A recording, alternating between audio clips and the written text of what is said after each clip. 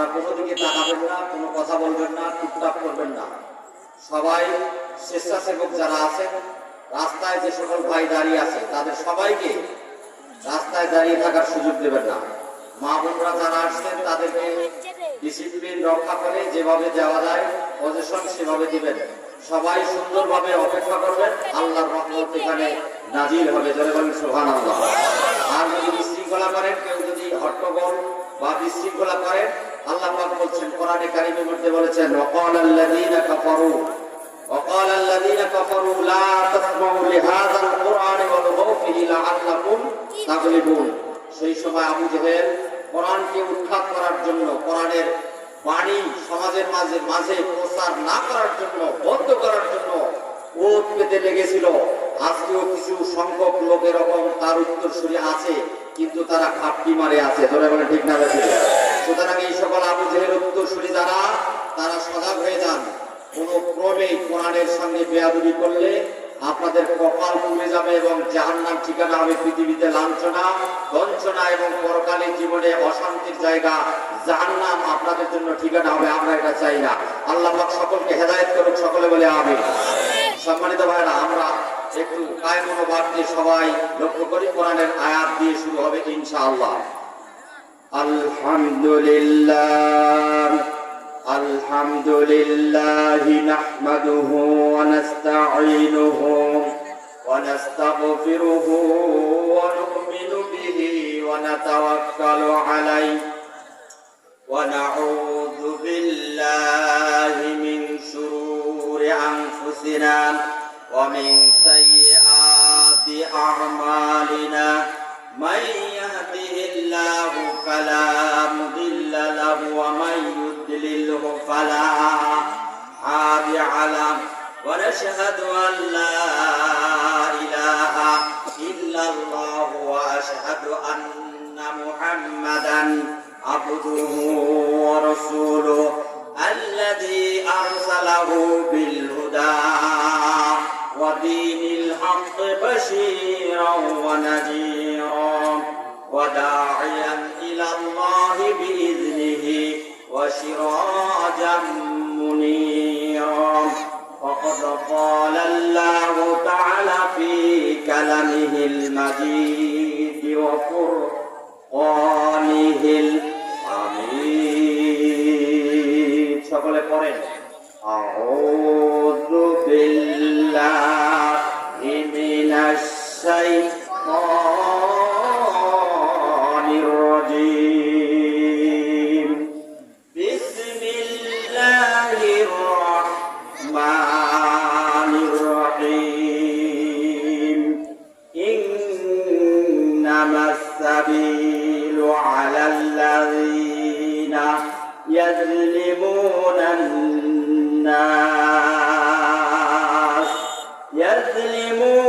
الناس ويبغون في الأرض بغير الحق أولئك لهم عذاب أليم صدق الله العظيم قال رسول الله صلى الله عليه وسلم لا يؤمن أحدكم حتى أكون أحب إليه من والده وولده والناس أجمعين إن الله وملائكته يصلون على النبي يا أيها الذين آمنوا صلوا عليه وسلموا تسليما اللهم اللهم صل على سيدنا مولانا محمد وعلى آل سيدنا حبيبنا محمد اللهم آمين ربنا ظلمنا أنفسنا وإن لم تغفر لنا وترحمنا لنكونن من الخاسرين আয় আল্লাহ তাআলা তালুক সর্বানন্দ ইসলামী পাঠাগারের উদ্যোগে আয়োজিত 2 দিন ব্যাপী তাফসীরুল কোরআন মাহফিলের প্রথম অধিবেশন প্রথম দিবসে আমি গুনাহগার তোমার বান্দা বান্দীদেরকে নিয়ে দুখানি হাত কাঙ্গালের মতো উঁচু করে ধরেছি। মেহেরবানি করে আমাদের প্রত্যেকের তামাম জীবনের গুনাহ খাতা মাফ করে দাও। আয় রব্বুল আলামিন, আমাদের পিতামাতা আত্মীয় স্বজন সকলকে মাফ করে দাও।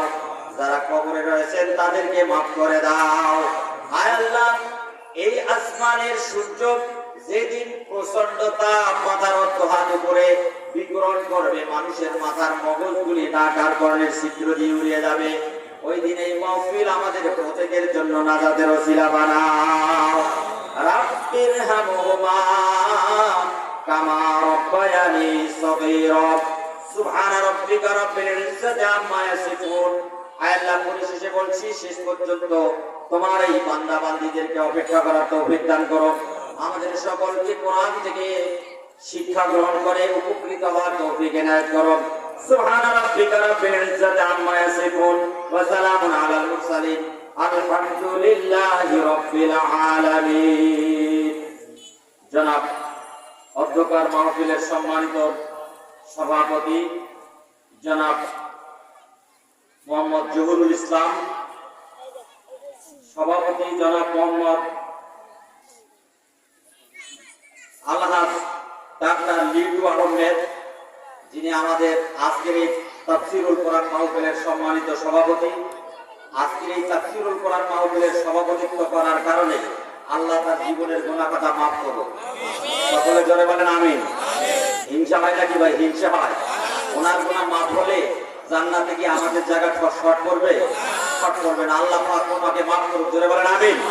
ইসলামের পক্ষের শক্তি হিসেবে কবুল করুক। জোরে বলেন আমিন। সেই সঙ্গে আজকের এই তাফসীরুল কোরআন মাহফিলের সম্মানিত কোরআন আলোচক মাওলানা গাজী মুহিবুল্লাহ সিদ্দিকী, নতুন সাইদি নামে পরিচিত, ঢাকা থেকে তিনি আমাদের মাঝে এসেছেন। আল্লাহ পাক তাকেও ইসলামের জন্য, দ্বীনের জন্য কবুল করুক। জোরে বলেন আমিন।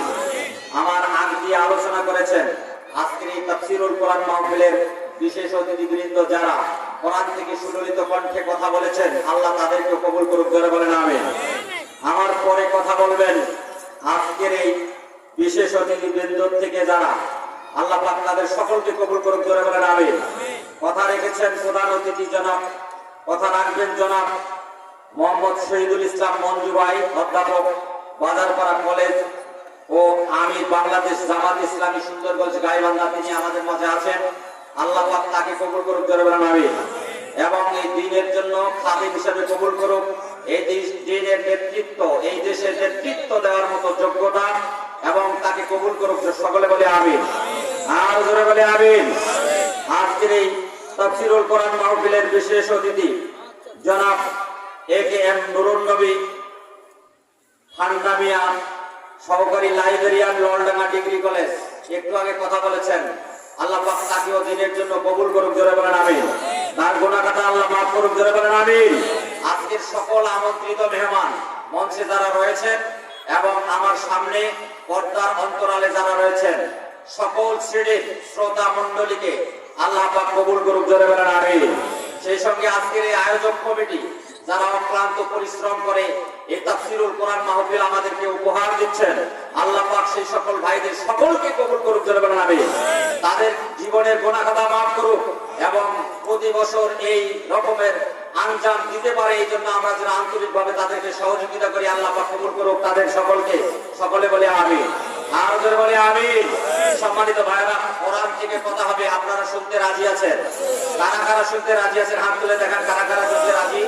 জোরে একটা চিৎকার মেরে তাকবীর দিয়ে সহযোগিতা করবেন। লিল্লাহি তাকবীর, লিল্লাহি তাকবীর। আল কোরআনের আলো,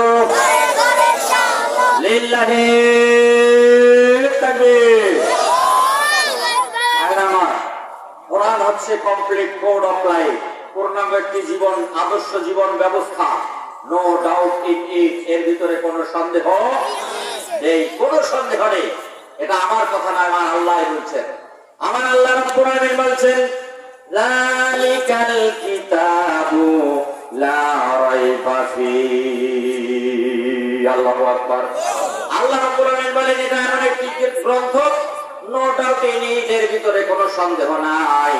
এরপরেও যদি কেউ সন্দেহ করে, আল্লাহ পাক বলছেন, হে নবী আপনি বলে দেন যারা সন্দেহ করে তাদেরকে বলে দেন, ফাতু বিসূরাতিন মিন মিসলিহি ওয়াদউ শুহাদাআকুম মিন দুনিল্লাহি ইন কুনতুম সাদিকিন। আল্লাহ কোরআনে বলেন, হে নবী আপনি বলেন, কোরআনে কারীমের ছোট্ট একটি সূরা, সূরা আল কাউসার, ইন্না আতাইনাকাল কাউসার ফাসাল্লি লিরাব্বিকা ওয়ানহার।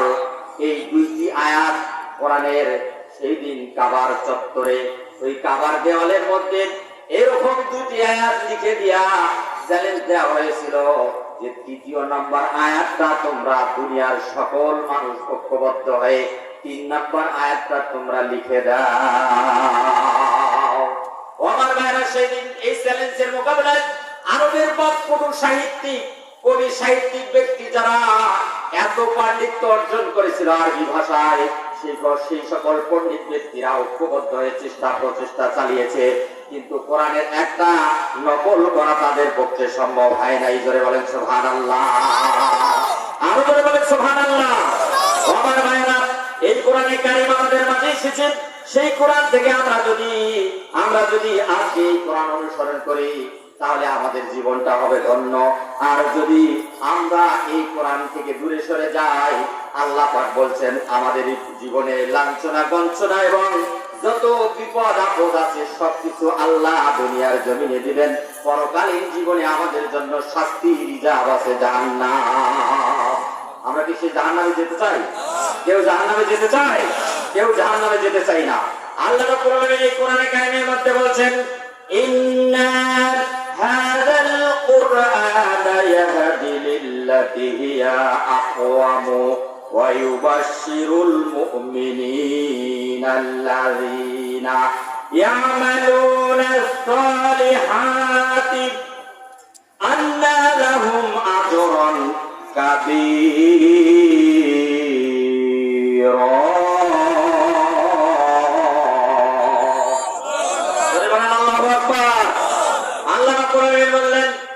নিশ্চয় এই কোরআন এমন একটা গ্রন্থ, ইয়াহদি লিল্লাতি হিয়া আকওয়ামু, যা সুদৃঢ় পথের দিকে মানুষকে হেদায়েতের পথের দিকে নিয়ে যায়, ওয়া ইউবাশশিরুল মুমিনিন, এবং যারা মুমিন, যারা আত্মবিশ্বাসী, দ্বীনের প্রতি, ইসলামের প্রতি, আল্লাহর প্রতি, রাসূলের প্রতি যারা ঈমানদার, তাদের জন্য সুসংবাদ দিচ্ছেন, আল্লাযীনা ইয়ামালুনাস সালিহাত, যারা ঈমান আনছে আর সৎকর্ম করে, ভালো কাজ করে, আন্না লাহুম আজরান কাবীরা, তাদের জন্য আল্লাহর নিকটে বড় পুরস্কার আছে।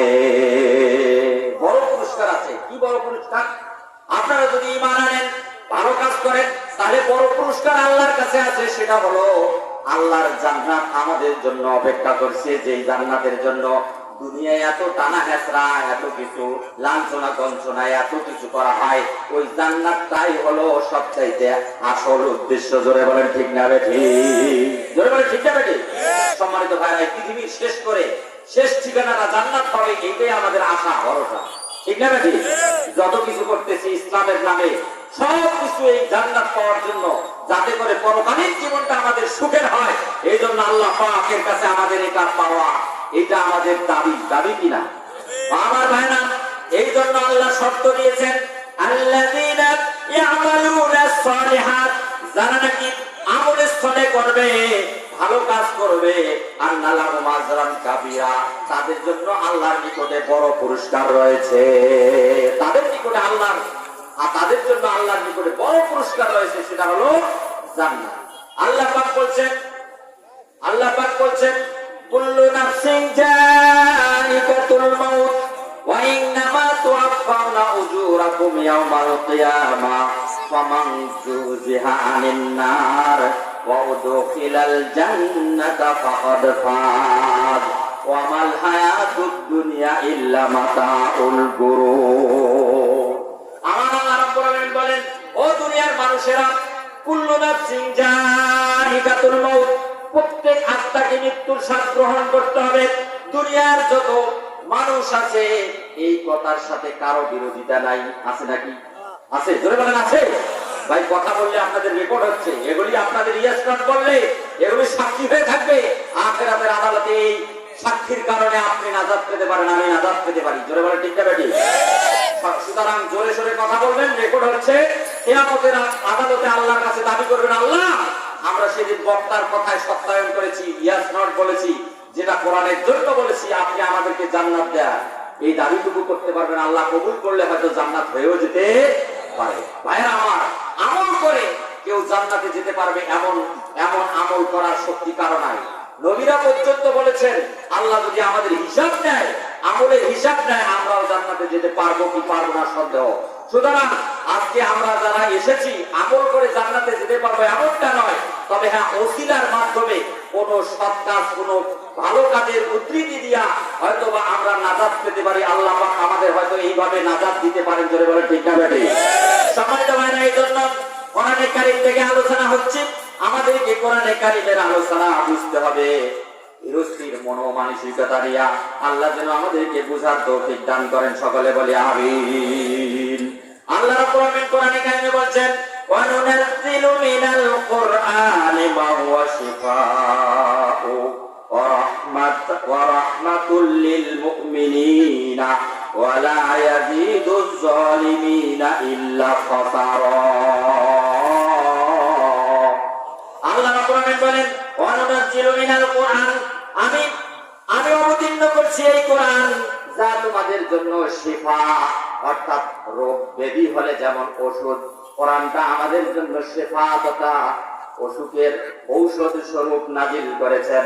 কোন ব্যক্তি যদি এই কোরআন থেকে শিফা হিসেবে, আরোগ্য হিসেবে এইটাকে যদি গ্রহণ করে, তাহলে সত্যিকার অর্থে তার দেহের মধ্যে কোনো রোগ ব্যাধি বালা মুসিবত হবে না। কারণ হলো একজন কোরআন বোঝা মানুষের চরিত্রের মধ্যে কখনো দোষ ত্রুটি কলঙ্ক থাকতে পারে না, অন্যায় অবিচার জুলুম নির্যাতন থাকতে পারে না। ধরে মানে ঠিক না ঠিক? আর ধরে মানে ঠিক না ঠিক?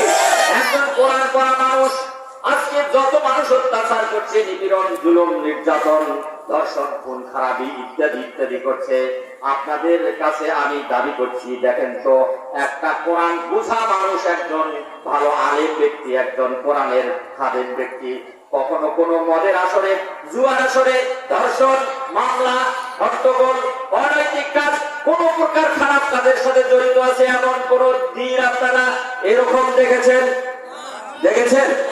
একজন ব্যক্তিকেও দেখা যায় নাই। তদুপরি কিছু মানুষ আছে, কয় খাইলো রে খাইলো, দেশটা ওই মৌলবীরাই খাইলো, এরকম লোক আছে না নাই? এগুলি আপনাদের এই এলাকায় নাই, এগুলি সব সাইকেল তোলা হয়েছে। সম্মানিত ভাইরা, এই জন্য কথা বলে না। তো এরকম লোক আছে সমাজের মধ্যে, দোষ করবে ওরা, সমস্ত কিছু ঘটাবে ওরা, আর দোষ চাপাবে এই মৌলবীদের উপরে, দোষ চাপাবে এই আলেম ওলামাদের উপরে, দোষ চাপাবে ওই ভালো মানুষের উপরে। জোরে বলেন ঠিক না ঠিক? এরা হলো আবু জেহেলের উত্তরসূরি। এরা কার উত্তরসূরি? এরা আবু জেহেলের উত্তরসূরি। সম্মানিত ভাইরা, আসুন আমি আপনাদের সামনে কোরআনে কারীমের যে আয়াতখানা তেলাওয়াত করেছি, এখান থেকে কিছু আলোচনা অল্প সময় করব, যাতে করে আমাদের পরে আমাদের প্রধান মেহমান তিনি যেন সুন্দর কথা বলতে পারেন। আল্লাহ পাক কবুল করুক। জোরে বলেন আমিন। আর জোরে বলেন আমিন। আমি আপনাদের সামনে কোরআনে কারীমের সূরা শূরা, অর্থাৎ পার্লামেন্টের নামে একটি সূরা আছে। এই পার্লামেন্ট নামক সূরা, সূরা মানে হলো পরামর্শ। পরামর্শ কোথায় হয়? পরামর্শ কোথায় হয়? পার্লামেন্টে হয়, হয় না? পার্লামেন্টে সূরা মানে পরামর্শ। এই পরামর্শ ভিত্তিক আইন পাস হয় কোথায়? পার্লামেন্টের মধ্যে। এই পার্লামেন্টের নামেই একটি সূরা আছে, তার নাম হলো সূরাতুল শুরা। শুরা মানে পরামর্শ, তার মানে পার্লামেন্ট, সংসদ ভবন। এই সংসদ ভবনের নামে এই সূরাটি। এই সূরা থেকে একটি আয়াত আপনাদের সামনে তেলাওয়াত করেছি, সেটা 42 নম্বর সূরা, 42 নম্বর আয়াত। 42 নম্বর সূরা, 42 নম্বর আয়াত। আপনারা বাড়িতে গিয়ে তাফসীর দেখবেন। আমি সারসংক্ষেপ কিছু কথা বলবো, আল্লাহ তার জন্য আমাদেরকে বুঝার তৌফিক দান করেন, সকলে বলে আমিন। এই সূরাটি হচ্ছে মাক্কি সূরা। এই সূরাটি মাক্কি সূরা। এটি কোরআনে কারীমের একটি গুরুত্বপূর্ণ সূরা। এই সূরার মধ্যে যে আয়াতটা আপনাদের সামনে তেলাওয়াত করেছি, এটা বর্তমান প্রেক্ষাপটের উপর আলোচনার জন্যই করা হচ্ছে। আল্লাহ পাক এখান থেকে আমাদের বুঝার এবং আমল করে ইহলৌকিক জীবনে সাফল্য, পরলৌকিক জীবনে এর বিনিময়ে জান্নাত পাওয়ার জন্য আল্লাহ সুযোগ করে দেখ। সকলে বলে আমিন। আর জোরে বলে আমিন। আমার ভাইরা, আল্লাহ পাক বলেন, ইন্নামাস সাবিলু আলাল্লাযিনা ইয়াযলিমুনান নাস। নিশ্চয় আল্লাহ রাব্বুল আলামিন সাবিল ব্যবস্থা গ্রহণ করবেন, আসামি বানাবেন, তিনি বাদী হবেন।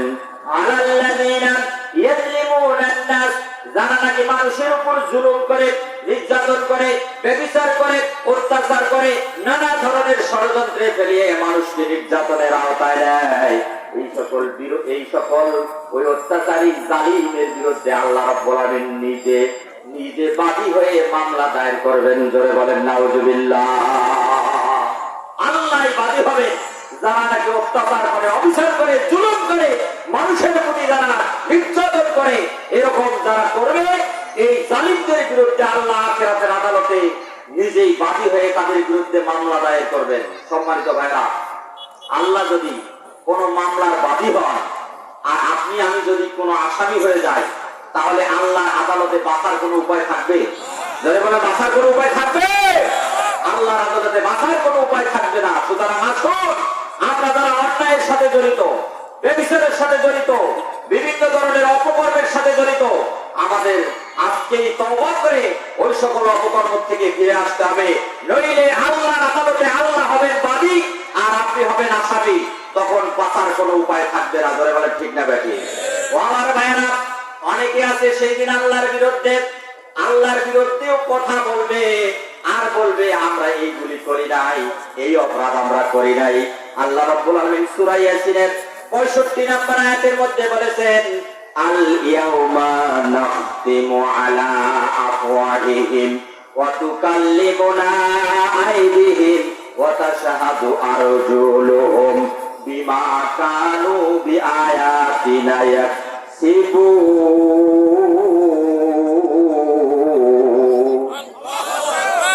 আল্লাহু আকবার। আল্লাহ পাক বলেন, ওই দিন যারা অপরাধ করার পরে স্বীকার করবে না, আল্লাহ পাক তাদের মুখটা বন্ধ করে দিবেন, তাদের হাত কথা বলবে, তাদের পা সাক্ষী দেবে, আর অন্যত্র আছে তাদের চামড়াগুলি পর্যন্ত কথা বলবে। ও আমার ভাইরা, আপনার দেহের এই অঙ্গ প্রত্যঙ্গ, আপনার শরীরের চামড়াগুলি আখিরাতের আদালতে যদি কথা বলে, সাক্ষী দেয় আপনার বিরুদ্ধে, বাঁচার কোনো উপায় থাকবে? জোরে বলেন, বাঁচার কোনো উপায় থাকবে? থাকবে নাকি? বাঁচার কোনো উপায় আছে? দুনিয়ার জমিনে ঝন্টু মন্টু টেলিফোন করে এই দেশের বিচারকের কানের মধ্যে টেলিফোন করে বলে, আমার অমুক দলের এইটা ব্যক্তি, ঝন্টু মন্টু ফোন করে বলে আমার অমুক দলের এই ব্যক্তি, একে যে কোনো উপায় ছেড়ে দাও। আর বিচারক বলে চাক্ষুষ প্রমাণ সহ অস্ত্র সহ ধরা পড়েছে, তাকে কেমনি ছেড়ে দেয়? তখন ওই ঝন্টু মন্টু ফোন দিয়া বলে, যাই করে করুক, তাকে অস্ত্র সহ ছেড়ে দাও। এরকম লোক আছে না ভাই?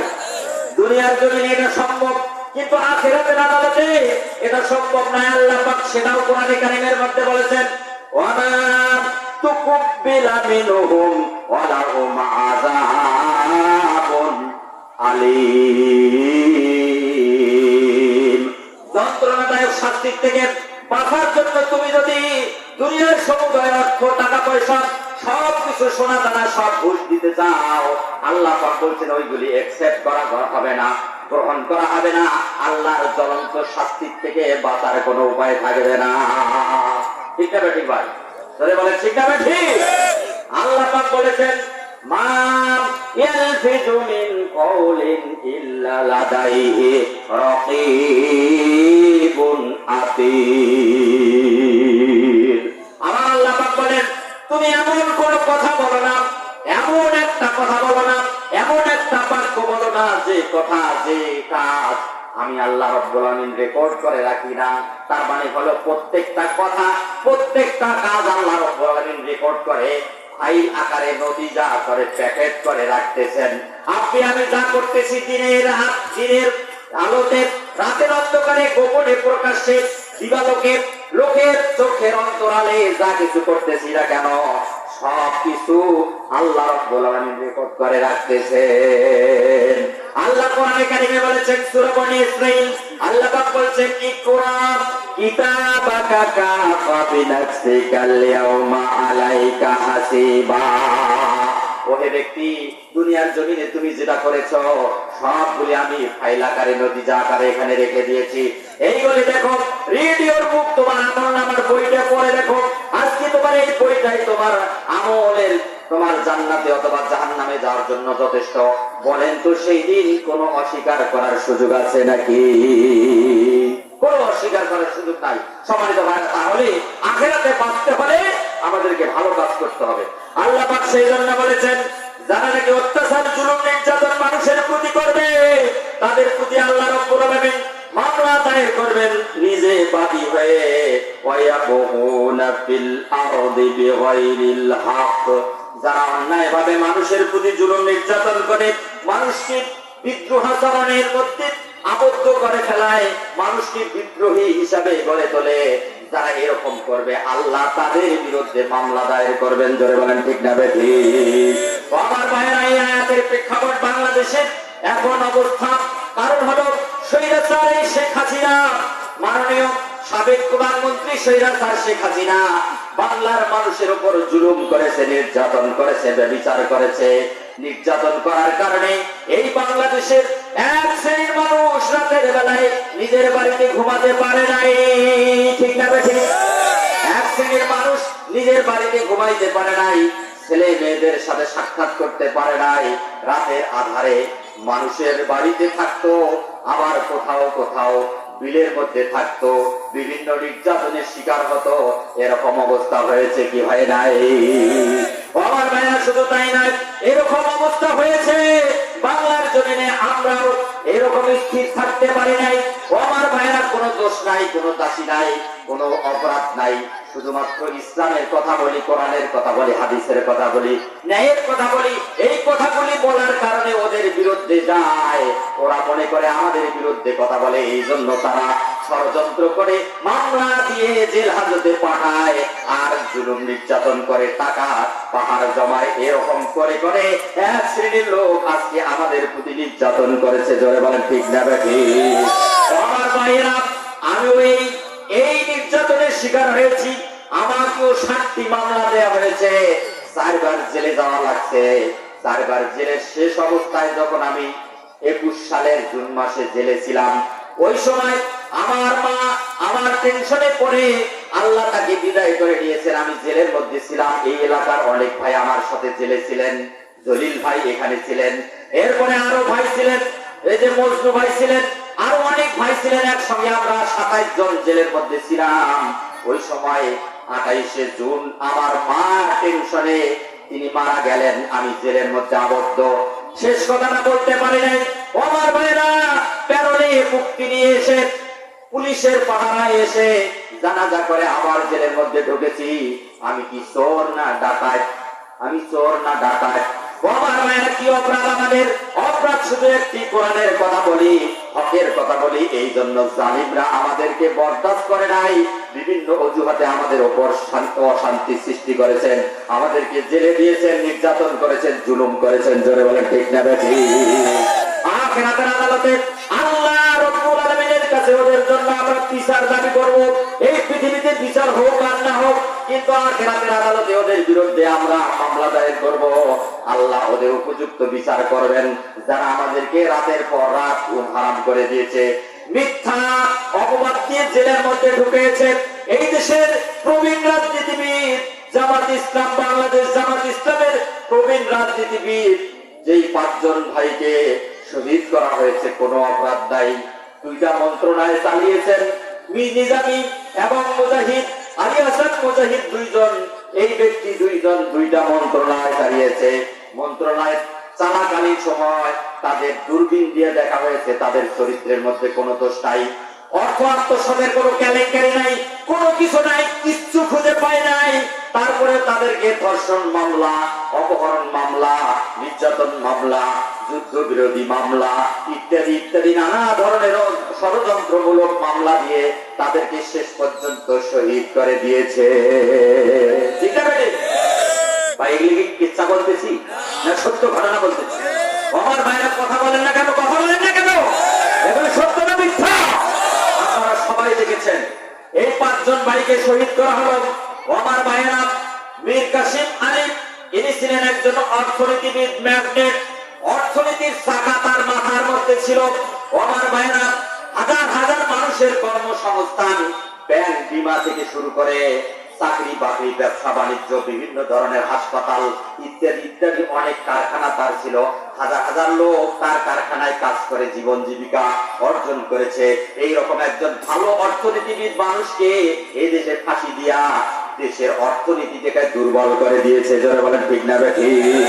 পক্ষান্তরে এই দেশের ওই সুজারা, ওই সামারেরা, যে সালমান এফ রহমান বাংলাদেশের হাজার হাজার কোটি টাকা ব্যাংক বিমা থেকে দিয়া বাংলাদেশের অবস্থা নাজুক করে দিয়েছে। যারা বলেন ঠিক না বেঠি? আমার ভাইরা এই জুলুম নির্যাতন, আজকে ব্যাংকে টাকা নাই, আজকে বিমার টাকা ফেরত দিতে পারতেছে না। হারিস ইসলামী লাইফ ইন্স্যুরেন্স, অন্যান্য লাইফ ইন্স্যুরেন্সের টাকা নিয়ে এরা আত্মসাৎ করেছে, আজকে কেউ টাকা ফেরত পাইতেছে না। সম্মানিত ভাইরা, এই জুলুম নির্যাতন করেছে এই সালমান এফ রহমান সহ বাংলাদেশের হাজার হাজার কোটি কোটি টাকা এরা আত্মসাৎ করেছে। যারা বলেন ঠিক না বেঠি? আমার ভাইরা শুধু তাই নয়, এই দেশের একজন ভূমিমন্ত্রী, সেদিন শুনলাম তার 300টা বাড়ি বিদেশের মধ্যে, বেগমপাড়া, লন্ডন, তারপরে হচ্ছে এই যে আমেরিকা, বিভিন্ন দেশে তাদের 300টা বাড়ি একজন মানুষের থাকা কি এটা কি কম কথা নাকি? ধরে বলেন ঠিক? এই যে 300টা বাড়ি একটা মানুষের লাগতে পারে। ও আমার ভাইরা, আরেকজন ব্যক্তির তথ্য শুনলাম তিনি নাকি 500 বাড়ির অধিকারী, তাও আবার বিদেশে। বাংলাদেশের একটা মানুষ আজকে ঘরে ছাওয়ার মতো টিন লাগাইতে পারে না, টিনগুলো ফুটা, রাস্তায় বেড়া দিতে পারে না, বেড়াগুলি ফাটা, এরকম দিন মজুরের কাজ করে, ভুগে ভুগে ধুকে ধুকে মরে বাংলাদেশের মানুষ। আজকে খেয়ে না খেয়ে আল্লাহর দিন জমিনে বাস্তবায়ন করার জন্য চেষ্টা করে, আর ওই হায়নারা হাজার হাজার কোটি টাকা বাংলাদেশ থেকে পাচার পাচার করে নিয়ে বিদেশের মধ্যে বেগম পাড়া বানিয়েছে। আর সেই স্বৈরাচার হাসিনা তার নেতৃত্ব দিয়েছেন। ও আমার ভাইরা, নির্যাতন কাকে বলে আপনারা হয়তো জানেন না, আমিও জানি নাই। আজকে ভিডিও ফুটেজ দেখেছি, আয়না ঘরের দৃশ্য দেখেছি। আয়না ঘর নামক জাহান্নামের একটা অংশ, এটা যদিও পৃথিবীতে এটা বলা ঠিক নাই, জাহান্নাম অনেক আরো কষ্টের জায়গা। তারপরেও এই জাহান্নামের মতো একটা দৃশ্য আয়না ঘর। আমার ভাইরা, আয়না ঘরের মধ্যে মানুষকে আটকিয়ে রাখিয়ে, তাদের বিরোধী দলের লোককে আটকিয়ে রাখিয়ে তাদেরকে নির্যাতন করে, ব্যভিচার করে, জুলুম করে, তাদেরকে শেষ পর্যন্ত কাউকে মেরে ফেলায়, কাউকে জেলে দেয়, কাউকে কেস লাগাইয়া দিয়া অন্য একটা জায়গার মধ্যে তারা যেন বের হয়ে আসে, পলাতক ছিল এরকম মনে করে তাদেরকে ছেড়ে দেয়, কাউকে ছেড়ে দেয়, কাউকে হত্যা করে, কাউকে জেলে মেরে ফেলে, এরকম দৃশ্য আছে। যারা বলে নাউজুবিল্লাহ, এটা হয় কিনা? সম্মানিত ভাইরা, এই নির্যাতন করেছে, এই নির্যাতনের কারণে বাংলাদেশের মানুষ আজকে সবাই কোর্ট জমেছে। ছাত্র সমাজ বৈষম্যবিরোধী আন্দোলনের মাধ্যমে আজকে ওই কুলাঙ্গার শেখ হাসিনা এবং মন্ত্রী পরিষদের 300 পার্লামেন্ট সদস্যকে বাংলাদেশ থেকে তাদেরকে লাথি মেরে এদেশ থেকে বিদায় করে দিয়েছে। জনগণ ঠিক না বেঠি? আর জনগণ ঠিক না বেঠি? আজকে আমাদের দাবি এই হায়নার দল বাংলাদেশের কোথাও যেন থাকতে না পারে, তাদের বিচারের মুখোমুখি করতে হবে, তাদেরকে বিচার করে যার যেটা শাস্তি পাওয়ার যোগ্য তাদেরকে সেই শাস্তি দিতে হবে। এই দাবির সাথে আপনারা একমত কিনা? এই দাবির সাথে একমত কিনা? তারা আপনারা একমত হাত তুলে দেবেন। তারা আপনারা একমত? লিল্লাহি তাকবীর, লিল্লাহি তাকবীর। সম্মানিত ভাইরা, আজকে হায়নার দল এর স্বৈরাচার শেখ হাসিনা বলে চট করে বাংলাদেশে ঢুকবো, চট করে বাংলাদেশে ঢুকবো। আমরা চাইতেছি ইন্টারপোলের দরকার নাই, ইন্টারপোলের মাধ্যমে আপনাকে নিয়ে আসার ব্যবস্থা হচ্ছে। ইন্টারপোলের দরকার নাই, আপনি চট করে ঢোকেন, আয়না ঘর আপনার জন্য রেডি করে রাখা হয়েছে। সম্মানিত ভাইরা, আয়না ঘরে ঢুকে আপনি দেখবেন কত মজা এই আয়না ঘরের মধ্যে। আয়না ঘরের মধ্যে আপনি তখন বুঝতে পারবেন মানুষের প্রতি জুলুম করলে নির্যাতন করলে কেমন অবস্থা সৃষ্টি হয় আপনি তখন বুঝতে পারবেন। ঠিক না ঠিক? সম্মানিত ভাইরা, আজকে আজকে আনিসুর রহমান আইন মন্ত্রীর কথা কি বলবো। আনিসুর রহমান আইন মন্ত্রী এত সুন্দর ফেরেশতার মতো কথা বলে, খুব সুন্দর করে কথা বলে, আস্তে আস্তে কথা বলে। কথাগুলি যখন বলে মনে হয় এই মাত্র একদল ফেরেশতার মধ্য থেকে উনি একজন, এরকম মনে হয়, হয় কি না? কি সুন্দর করে কথা বলে। আমরাও মনে করছিলাম যে আসলে অপরাধী বুঝায় এগুলি, কিন্তু আজকে দেখা যায় হাজার হাজার কোটি টাকা এই লাপাত্তা করেছে, কোটি কোটি মানুষের ব্যবসা করেছে। সম্মানিত ভাইরা, কোটি কোটি টাকা লাপাত্তা করেছে। একজন উদাহরণ দিয়ে আপনি বললে বুঝতে পারবেন। এই যে চট্টগ্রামের একজন ওসি প্রদীপ কুমার, শুনেছেন নাম? ওসি প্রদীপ কুমার 204টা খুন করেছে, 204টা খুন। শেষের সময় যে খুনটা করেছে, এই খুনটা হলো ওসি প্রদীপ খুন করেছে, সেটা হলো রাশেদ খান, অর্থাৎ মেজর একজন আর্মির মেজর রাশেদ খান সিনহা। এই সিনহাকে যখন খুন করেছে অন্যায় ভাবে, তিনি ওই দেশে ওই এলাকায় মাদক পাচার ইত্যাদি ভিডিও ফুটেজ তুলতে গিয়েছিলেন। এই জন্য তাকে কোনোভাবেই যখন আটকানো যায় না, তখন ওই চেক পোস্টে আসার সঙ্গে সঙ্গে তাকে নির্মম ভাবে গুলি করে তাকে দুনিয়ার থেকে বিদায় করে দিয়েছেন এই নির্মম পাষাণ হৃদয় এই ওসি প্রদীপ। সম্মানিত ভাইরা, এই ওসি প্রদীপ যখন এই অপরাধ করেছে, সেনাবাহিনীর লোক যখন চেপে ধরেছে, প্রধানমন্ত্রী শপথ তখন বলছে যে একে আর রক্ষা করার সুযোগ নাই, যেহেতু সেনাবাহিনীর বিপক্ষে, সুতরাং একে আজকে ফাঁসির রায় দেওয়া হোক। ফাঁসির রায় দেওয়া হয়েছে। আর এই আনিসুর রহমান আইনমন্ত্রী এই বলেছে কি যে তুমি যদি 50 কোটি টাকা আমাকে দাও, আইনের আওতায় তোমাকে ফাঁক দিয়া বেঁচে দেবো। জোরে বলেন নাউজুবিল্লাহ। আমার ভাইরা, এরকম অনৈতিক কাজ করেছে এই আইনমন্ত্রী নামক বেহায়া নিরস্ত্র এই দেশের আপামর জনসাধারণের উপর নির্মম নির্যাতন জুলুম করার আইন তৈরি করে দিয়েছে এই আইনমন্ত্রী আনিসুল হক। সম্মানিত ভাইরা, এক একটা লোকের ইতিহাস আলোচনা করলে রাতের পর রাত চলে যাবে, শেষ হবে না। সম্মানিত ভাইরা, আমির হোসেন আলু যার ইতিহাস খুঁজে দেখেন, আজকে বালিশের নিচে টাকা, জাজিনের ভিতরে টাকার উপর শুয়ে তারা থাকে, অথচ বাংলার মানুষ আজকে তেল কিনতে পারে না, বাংলার মানুষ আজকে বিদ্যুতের খরচ দিতে পারে না, বাংলার মানুষ আজকে চাউল কিনতে পারে না। চাউলের দাম, শস্যের দাম, দ্রব্যমূল্যের দাম হাহাকারে উঠছে, কিন্তু আজকে সেদিকে খেয়াল নাই। এরা টাকা পাহাড় জমিয়েছে। জোরে বলেন নাউজুবিল্লাহ, জোরে বলেন নাউজুবিল্লাহ। সম্মানিত ভাইরা, কথা বললে অনেক। আল্লাহ পাক বলছেন ইন্নামাস সাবিলু আলাল্লাযিনা ইয়াযলিমুনান নাস, যারা নাকি মানুষের প্রতি এরকম জুলুম নির্যাতন করবে, ওয়ায়াবগুনা ফিল আরদি বিগাইরিল হক, এবং অন্যায়ভাবে নির্যাতন করে মানুষকে বিদ্রোহ করে তুলবে, মানুষের প্রতি বিদ্রোহ করবে, আল্লাহ পাক তাদের বিরুদ্ধে আখিরাতের আদালতে নিজে বাদী হয়ে মামলা দায়ের করবেন। উলাইকা লাহুম আযাবুন আলীম। আল্লাহ রাব্বুল আলামিন বলেন, ওরাই হলো যন্ত্রণাদায়ক শাস্তির অধিকারী। ওদেরকে এই শাস্তি আল্লাহ দিবেন, এই কথা বিশ্বাস করেন? আল্লাহ ওদের জন্য শাস্তির ব্যবস্থা করেছেন, এই কথা কি আপনারা বিশ্বাস করেন? সম্মানিত ভাইরা, এই কথার সাথে আমরা একমত। যারা অত্যাচার করবে, নির্যাতন করবে, জুলুম করবে, আল্লাহ পাক তাদের জন্য ব্যাপকভাবে অত্যাচার নির্যাতন এই মাত্রার জন্য শাস্তির ব্যবস্থা করেছেন, সেটা হলো জাহান্নাম। এই জাহান্নাম রেডি আছে, ওদের জন্য জাহান্নাম ছাড়া আর কোনো জায়গা হবে না। ধরে বলে ঠিক না বেটি? আমার ভাইরা, আমি আপনাদের সামনে যে হাদিস খানা তেলাওয়াত করেছি, হাদিসটা হলো আল্লাহ রাসূল বলেছেন, قال رسول الله صلى الله عليه وسلم لا يؤمن أحدكم حتى أكون أحب إليه من والده وولده والناس أجمعين। আল্লাহর নবী বলেন, যারা নাকি ঈমানের দাবি করে তারা ঈমানদার ততক্ষণ পর্যন্ত হতে পারবে না যতক্ষণ পর্যন্ত আমি রাসূল তাদের কাছে তাদের ছেলে মেয়ে, তাদের পিতামাতা এবং দুনিয়ার সমস্ত মানুষের চাইতে আমি রাসূল ওই ব্যক্তির কাছে যতক্ষণ বেশি প্রিয় না হব, ততক্ষণ পর্যন্ত তোমরা প্রকৃত ঈমানদার দাবি করতে পারবে না। কথা কি বুঝছেন? তার মানে রাসূলকে বেশি ভালোবাসতে হবে। আজকে অনেক মানুষ দাবি করে যে আমি আমার রাসূলকে প্রিয় মনে করি, ভালোবাসি, খুব ভালোবাসি। একজন ব্যক্তি এসে প্রশ্ন করলেন, ইয়া রাসূলুল্লাহ, আমি আপনাকে খুব ভালোবাসি, আই লাভ ইউ ইয়া রাসূলুল্লাহ, হে রাসূল আমি আপনাকে খুব ভালোবাসি। আল্লাহ রাসূল বললেন, তুমি যে আমাকে ভালোবাসো এই কথা বললে, এই কথাটা কি তুমি চিন্তা করে বলেছো এই কথা কি ভেবে চিন্তে বলেছো? লোক কি বললো, হ্যাঁ এ আল্লাহ রাসূল আমি আপনাকে ভালোবাসি, তিনবার এই কথা বললেন।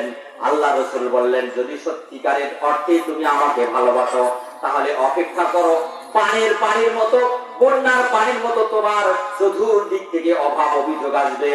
এই অবস্থায় যদি তুমি স্থির থাকতে পারো তাহলে তুমি আমার উম্মত বলে গণ্য হবে এবং আখিরাতের আদালতে তোমার জন্য জান্নাত ঠিকানা হয়ে যাবে। সম্মানিত ভাইরা, তাহলে রাসূলকে ভালোবাসার অর্থ হলো আপনার জান মাল, আপনার স্ত্রী পুত্র পরিবার পরিজন, দুনিয়ার সমস্ত মানুষের অপেক্ষা আল্লাহ রাসূলকে আপনাকে বেশি ভালোবাসতে হবে। জোরে বলে ঠিক না বেশি?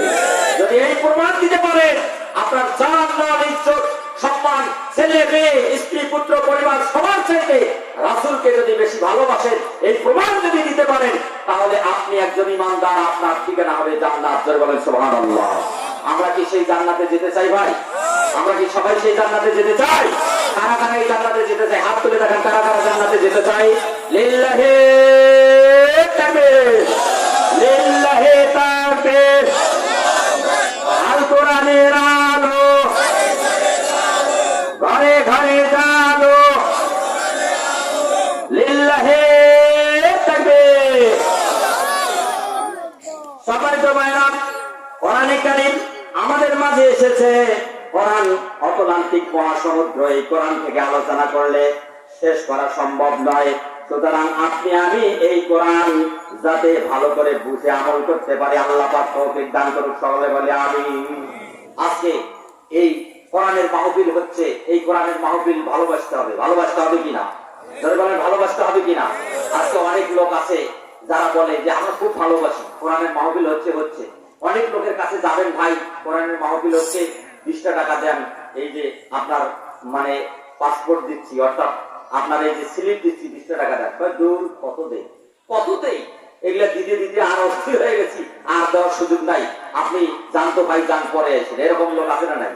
অথচ আল্লাহর দিনকে অনেক ভালোবাসে, এরকম কথা বলে। রাসূলকে খুব ভালোবাসে এই কথা বলে, কিন্তু আসলে অন্তরে কোনো ভালোবাসা নেই। এরকম লোক আছে না নাই? সম্মানিত ভাইরা, এরকম লোক অনেক আছে। আল্লাহ রাব্বুল আলামিন এর জন্য ভালোবাসা তারাই অর্জন করতে পারবে। আল্লাহ পাক বলছেন, ইন্নাল্লাহা আস্তারা মিনাল মুমিনিনা আনফুসাহুম ওয়া আমওয়ালাহুম বিআন্না লাহুমুল জান্নাহ। আল্লাহ রাব্বুল আলামিন আপনার জান আর মাল ক্রয় করে নিয়েছেন, বিনিময়ে আল্লাহ রাব্বুল আলামিন আপনাকে জান্নাত দিবেন। জানটা কার? জানটা আল্লাহর দেওয়া, মালটাও আল্লাহর দেওয়া। আল্লাহর দেওয়া জান আর মাল আল্লাহ রাস্তায় খরচ করে আল্লাহ রাব্বুল আলামিন এইটা আপনার জান আর মাল খরচের বিনিময়ে আল্লাহ জান্নাত দিবেন, এটা ওয়াদা করেছেন। আল্লাহ ওয়াদা করেছেন এটা। সুতরাং আল্লাহর এই ওয়াদা কখনো মিথ্যা হতে পারে? যদি বলেন মিথ্যা হতে পারে? আল্লাহর ওয়াদা কখনো মিথ্যা নয়। সম্মানিত ভাইরা, তাই আসুন এই আল্লাহর ওয়াদা পালন করার জন্য আমাদেরকে জান আর মাল আল্লাহ রাস্তায় খরচ করতে হবে। আল্লাহ পাক বলেন, ইয়া আইয়ুহাল্লাযীনা আমানু হাল আদুল্লুকুম আলা তিজারাতিন তুনজিকুম মিন আযাবিন আলীম। আল্লাহ রাব্বুল আলামিন বলেন, তোমরা কি করবে? ইয়া আইয়ুহাল্লাযীনা আমানু হাল আদুল্লুকুম, হে ঈমানদারগণ, আমি কি তোমাদের কাছে এমন একটা লাভজনক ব্যবসায়ের কথা বলবো যে ব্যবসাটা তোমাদেরকে কিয়ামতের মাঠে আখিরাতের আদালতে জাহান্নাম থেকে মুক্তি দেবে আর তোমাদের সফলতা আসবে। সেই ব্যবসার কথা কি বলবো? সেটা হলো তুমিনুনা বিল্লাহি ওয়া রাসূলিহি, তোমরা ঈমান আনবে আল্লাহ এবং তার রাসূলের প্রতি। এই দুইটা, আল্লাহ এবং আল্লাহ রাসূলের প্রতি ঈমান আনার পর তোমরা তোমাদের মাল আর জান আল্লাহ রাস্তায় খরচ করবে। এইটা যদি করো তাহলে তোমাদের আল্লাহ রাব্বুল আলামিন সাফল্য ব্যবসায়ী হিসেবে কবুল করবেন। জোরে বলেন সুবহানাল্লাহ। সম্মানিত ভাইরা, এই জন্য আমাদেরকে জান মাল আল্লাহ রাস্তায় খরচ করতে হবে। আমরা জান মাল খরচ করতে রাজি আছি? সম্মানিত ভাইরা, রাজি আছি? কারা কারা রাজি আছি? হাত তুলে দেখান দেখি কারা কারা রাজি আছি। আল্লাহ পাক কবুল করুক। ওয়াদা করতেছি, আল্লাহ এই হাতগুলিকে কবুল করো। কিয়ামতের মাঠে এদের এই অল্প হলেও এদের দানগুলিকে কবুল করে দিয়ে আল্লাহ তুমি নাজাতের ব্যবস্থা করে দিও। জোরে বলেন আমিন।